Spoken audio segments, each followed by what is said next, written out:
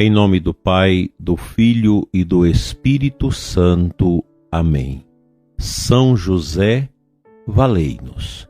Dileto e amado ouvinte do nosso programa, aqui da nossa Diocese de Formosa e também de outros lugares que acompanham o nosso programa. Que a sua quarta-feira seja na luz.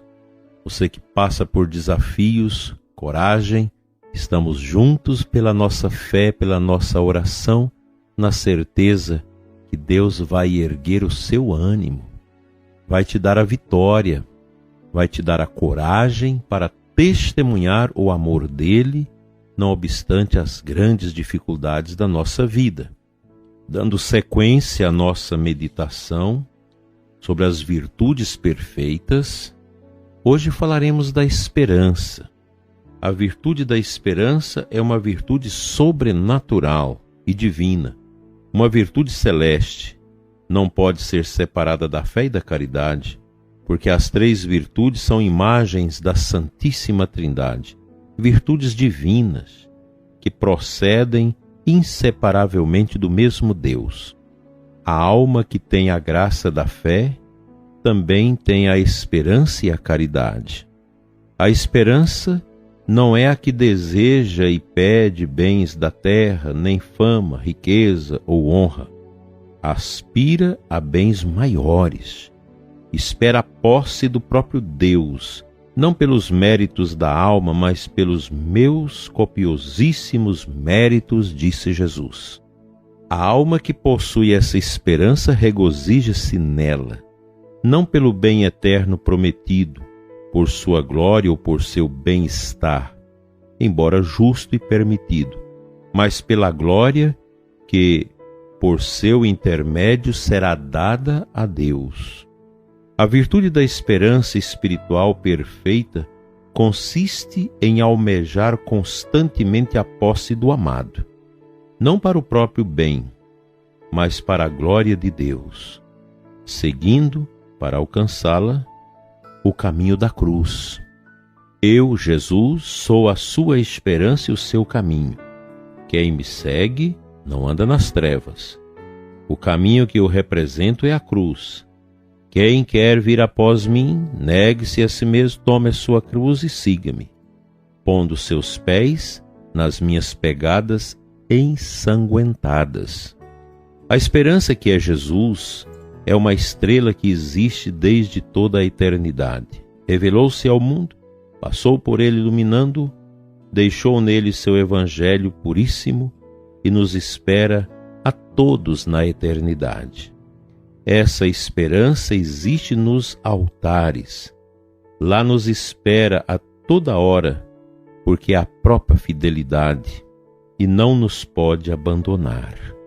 Se Jesus é a esperança, se o Pai é a verdade e a luz, se o Espírito Santo é a caridade, a vida e o amor, com razão, Maria é a mãe da Santa Esperança, a filha da verdade e da luz, a esposa da caridade, da vida e do amor. Quanta beleza, prezado ouvinte, neste ensinamento do nosso Tratado dos Vícios e das Virtudes de Maria Conchita. A esperança deve ser aquela que seja a última a morrer.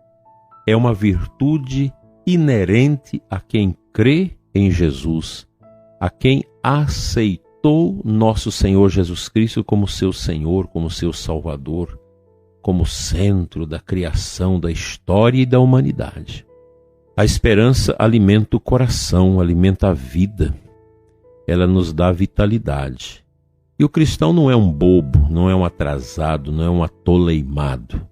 A nossa esperança, ela precisa, como ouvimos no texto, estar orientada pelo caminho da cruz. Veja que em todas as virtudes geralmente aparece a palavra de Jesus acerca da sua cruz. E também quando falamos dos vícios, neste tratado aparece também a cruz como um caminho de superação dos vícios. No campo das virtudes, a cruz como fortaleza das virtudes, como sinalizador desse caminho. Isso é muito grande para a nossa alma, para a nossa vida, meditar sobre estas realidades. E a gente precisa de tempo na vida, a gente precisa ir amadurecendo a compreensão dessas verdades imutáveis. Não é fácil crer, não é fácil ser cristão, não é fácil você calcar a sua vida na esperança do Evangelho, porque o mundo oferece o paralelo daquilo que Deus nos dá. Tudo que Deus nos dá, o mundo dá em paralelo. A esperança do mundo é aquela esperança funesta, pagã, esperança nas coisas passageiras, essas bobagens, essas coisas tão fulgares que vão passando, que são insípidas. E o mundo quer enfiar em nós esta esperança, como as ideologias que nasceram em cima das esperanças, como o marxismo, o comunismo, que apregoa uma vida diferente, um paraíso na terra. E, na verdade, é uma utopia que, na verdade, existe na cabeça, mas não é capaz de concretizar na realidade. Essas bobagens, essas ideologias que estão aí, perambulando há mais de século, tenta impor num lugar, massacra o povo, acaba com tudo, não dá certo, morre, vai para outro lugar, fica migrando, como se fosse a cereja do bolo da história. A gente já conhece tudo isso, basta estudar. Quem tem um pouco de humildade e estuda essas ideologias, afasta-se delas. Eu já fui tomado por essas ideologias desde os meus 15 anos, até uns 15 anos atrás. A gente era tomado por esses ideais, essas bobagens que a gente aprendia na faculdade, na escola, professores que enfiavam essas coisas na cabeça da gente. A gente adolescente, jovem, não tem ainda uma visão mais ampliada da realidade e você cai nessas bobagens. Muito cuidado com as falsas esperanças pregadas pelos falsos messias que querem não nos dar esperança, mas roubá-la do seu povo e roubá-la da história. É preciso ter esta consciência clara, distinta e profunda. Aí basta ler Santo Tomás de Aquino, ler Santo Agostinho, ler grandes clássicos da nossa espiritualidade, que você vai encontrar o sentido para a vida e você vai começar a ver essas propostas aqui são mundanas, são ateias, são perigosas, e quem acolhe isso, acolhe a amargura, acolhe as imundícias, os lixos de pensamentos de teóricos, de pseudos intelectuais que quiseram fecundar a história com o estrume de suas pseudociências e pseudoculturas. Então é preciso ter esse cuidado. A esperança cristã não decepciona. Ela é uma esperança que brota do alto da cruz do Calvário. A esperança de Jesus, colocada no nosso coração pelo Espírito Santo, ela não é uma teoria, ela não é uma ideologia, mas ela é uma vitalidade. Essa é a verdade. Aquilo que é de Cristo não morre. 2000 anos se passaram e a gente lê o Evangelho de Jesus, os ensinamentos de Jesus, é como se fosse dito hoje. É para agora. São pensamentos, são ensinamentos calcados a partir do amor trinitário que nunca vão passar. A Bíblia nunca vai sair de moda, nem a igreja. A gente precisa colocar isso no coração.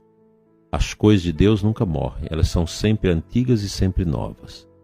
Nós que ficamos querendo criar novidades que são embustes, que não ajudam, que não facilitam a verdadeira felicidade ao coração da pessoa humana. Sejamos de Cristo e de mais ninguém.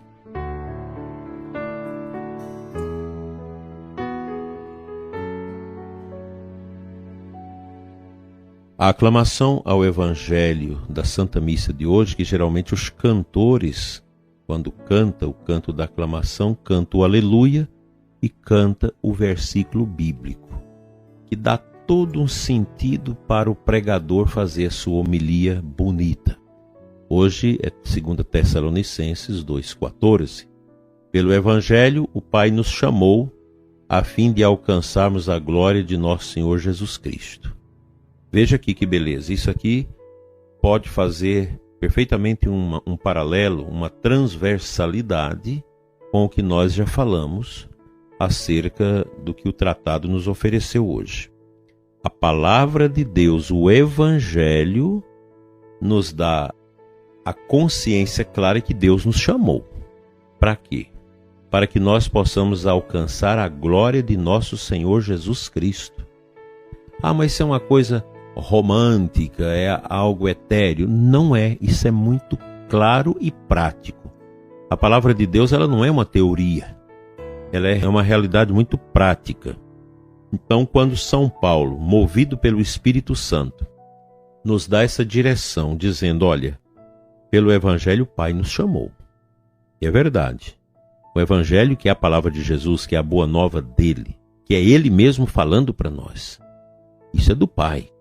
Deus nos chama em Cristo, a fim de alcançarmos a glória dele, a glória de Cristo. O cristão passa a viver uma vida humilde, uma vida simples. Você veja, por exemplo, o monaquismo, os monges da história da igreja, as monjas, esses anacoretas, esses eremitas ao longo da história, foram pessoas que descobriram essa verdade, tomaram posse dessa verdade, deixaram o Evangelho de Cristo golpear suas almas por dentro e lapidá-las para que possam tornar-se brilhantes de Deus neste mundo. E aqui a gente pode lembrar que a vida religiosa, a vida das nossas monjas aqui do nosso mosteiro, da Sagrada Face aqui de Formosa, monjas observantes. Vocês da comunidade nem as conhecem porque elas vivem numa clausura profunda, clausura papal, observante, como filhas de Santo Afonso Maria de Ligório. Aí você entra lá, o bispo pode entrar porque a clausura é aberta ao bispo. E a gente vê aquele tanto de moças dedicadas, moças inteligentes, com todas as características para uma boa desenvoltura social, mas que estão ali, noite e dia, trabalhando nas coisas do mosteiro, orando e escutando no silêncio os dizeres de Deus. Isso é fruto desse chamado que Deus faz para que sejam realmente instrumentos vigorosos dessa graça de Deus que move a nossa vida no verdadeiro trieiro, no verdadeiro caminho da esperança. Que Deus nos alimente com este amor.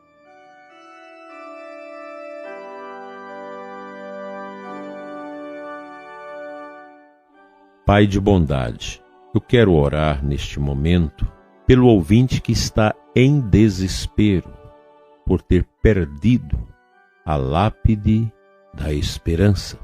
Toca, Senhor, o coração do seminarista, do sacerdote, do vocacionado, da vocacionada, da noviça, da aspirante, da juniora, que está com o coração cheio de desespero, perdendo o real sentido da sua vocação. Cura-lhe, Senhor, cura também os casais, os leigos que estão em desespero, para que voltem ao oásis da esperança. Amém.